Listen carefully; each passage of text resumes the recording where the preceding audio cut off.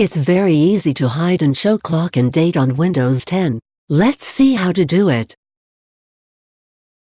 Click on Windows Start button. Click on Settings option. Choose System category. Select Notifications and Actions.